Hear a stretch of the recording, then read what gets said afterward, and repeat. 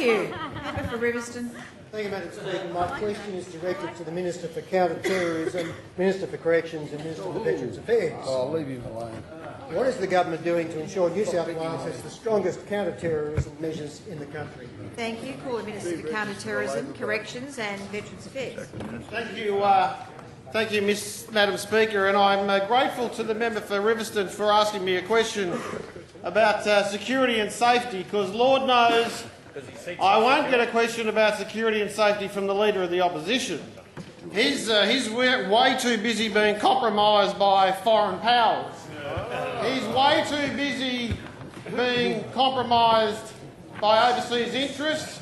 He's way too busy taking cash from murderers. Matter of fact, Madam Speaker, I found something that belonged to him. Member for Wyong on a point of order.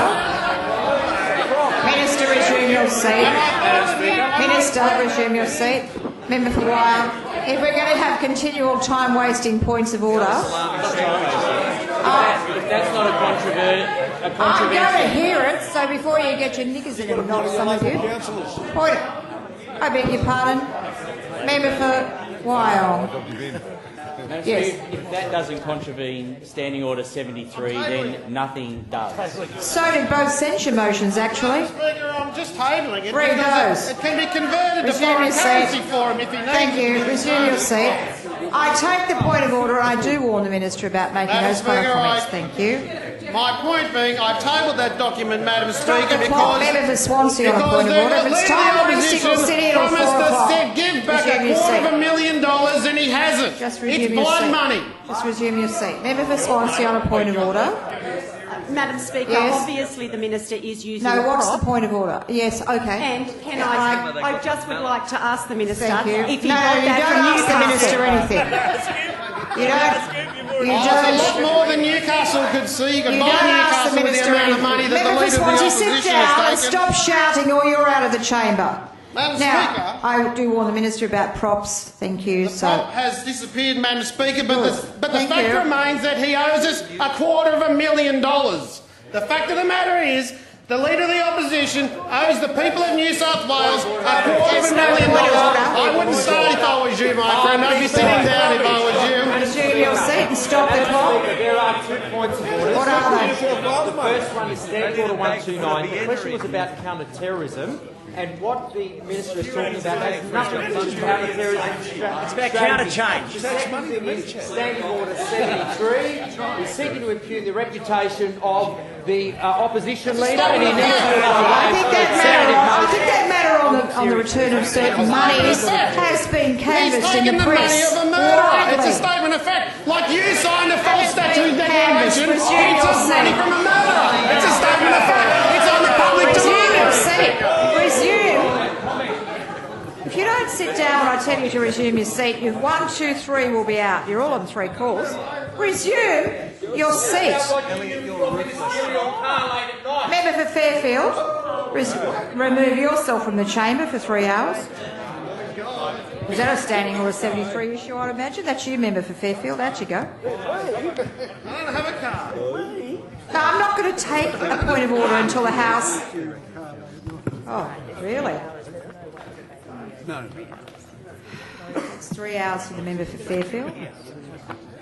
I'm warning members, you stand there and shout at me, you'll be out of the House. Right? For 24 hours. Right. When the House comes to order. Now, I've ruled on props and I've warned the Minister. I've ruled on making comments, critical comments. I've warned the Minister. What do you have?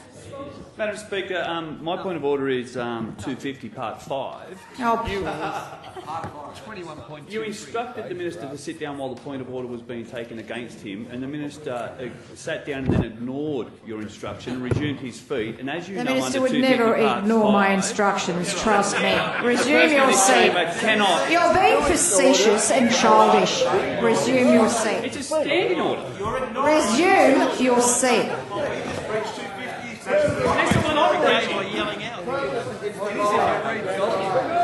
Member for Coffs Harbour.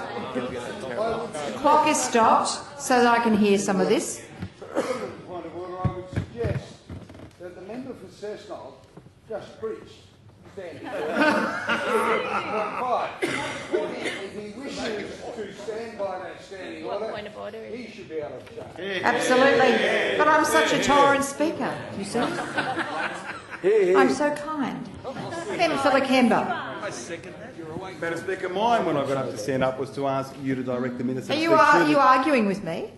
No, I'm explaining why I got Well, what up are you to doing? point of order. You are now. Order, What's your point of order? My point of order is for you to ask the Minister to speak through the Chair. Thank you. And Resume Madam your Speaker, seat. we were talking about the Resume your behaviour. seat. Don't behave like that. Okay, goody goody. Well done. Yes, I asked the Minister to...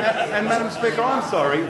You were just talking about people's behaviour. There was no need for that snide comment. Remove yourself from the chamber for 3 hours. Minister, I ask that you direct your comments through the chair. Point of order is uphill, but that sort of comment to me Madam Speaker, I will is return to out the of lead. order. Madam Speaker, I will gladly return to the lead of the question, but the question did relate to safety and security. The Leader of the Opposition is unsafe. He's an unsafe pair of hands. He doesn't have an idea when it comes to dealing with matters of public policy in relation to security and safety, and that was the tenet Member of for the question. Strathfield on a point of order. Madam Speaker, it is Drop the 73. clock. It is 73. If the Minister wants to launch an attack on the opposition leader, he should do it by way of substantive very much. motion. I would ask that you direct him to answer the question. I ask the Minister to return to the question. That's a valid point of order at this stage of the question. Start the clock. Madam Speaker, in my own defence, I've only said what is on the in the public domain. I've only said what's on the public record. I did say that as well. Madam Speaker, in relation to the member for Riverston's question, in 2016 I requested a full and thorough investigation into the management of radicalised inmates. The report is in. 200 staff have been interviewed, and I'm delighted to report to the House, Madam Speaker, that no evidence of widespread radicalisation in the prison system exists. The government welcomes the recommendations, which confirms we actually follow best practice when it comes to the challenge of managing radicalised inmates. And those inmates, of course, may or may not include Milton Apopoulos, who's incarcerated for sex offences. It may or may not include Eddie Obeid, who's incarcerated for fraud. May or may not include Ian McDonald, who's incarcerated for misappropriation. May or may not include Phil No, who's incarcerated for murder. I understand that Ray Hardy, another Labor politician, is allowed to come. And, Madam Speaker, those 5 will now make up officially a Labor Party quorum for a branch. Madam Speaker, I want to get on with the serious business of dealing with counter-terrorism in our corrections. Madam Speaker, we've spent $47 million over the last 3 years to expand the high-risk management corrections unit, also known as Supermax, to create a multi-purpose unit. This investment will allow for the better management of inmates who are in custody that have been either charged or convicted of terrorism-related offences, and the increase in that capacity will be from 45 to 75. That is an unfortunate, in fact some would say a very unsavoury number, given the amount of terrorist activity that's going on around the world, but we are prepared. We have established a dedicated counter-terrorism unit within corrective services with specialist teams to combat radicalisation across prisons. We're working alongside police and other intelligence gathering agencies to manage the risks associated with inmate radicalisation. Madam Speaker, public safety is our #1 priority. In October last year, the Premier committed the government to the National Facial Biometric Capability, which will provide law enforcement with advanced facial matching technology. The budget this year will provide police with additional resources they need to implement the scheme. Madam Speaker, in relation to identity theft, it costs Australia $2.2 billion per year and affects about 5% of all Australians. And this will help prevent the use of fake or stolen identities, which is actually a key enabler of terrorism and other related crime. Madam Speaker, last year the government launched the Step Together helpline, which will reduce the risk of violent extremism before law enforcement intervention is required. Madam Speaker, along with the Police Minister and the Attorney-General, we've given police certainty when it comes to the use of lethal force in an act of terrorism with the Terrorism Legislation Amendment Police Powers and Parole Act of 2017. It provides immunity and criminal prosecution for police who use force in good faith during a declared terrorist attack. Madam Speaker, stronger parole provisions creating presumption against parole for anyone who demonstrated support or links to terrorism now exist. That presumption will apply to offenders. I seek additional information. Thank you. 2 minutes is granted. Thank you, Madam Speaker. That presumption will apply to offenders with links to terrorism, irrespective of the offence for which they are in custody. Post-sentence framework, this was to complement the Commonwealth's Criminal Code Amendment Act, which created a national post-detention scheme for terrorism offenders, is also being constructed.